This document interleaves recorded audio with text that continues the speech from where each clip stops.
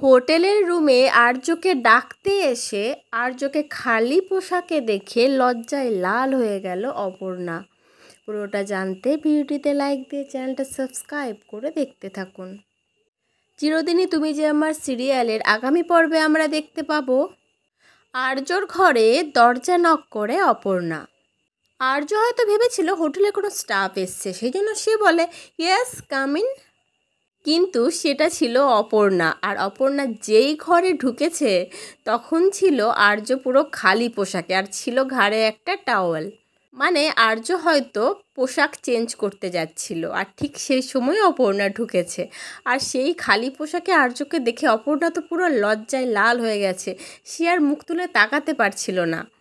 অপর্ণা তখন বলে sorry sir, আমি তো নক করেছিলাম কিন্তু আপনি আসতে, তো সেই জন্য আর কি ঢুকে এলাম।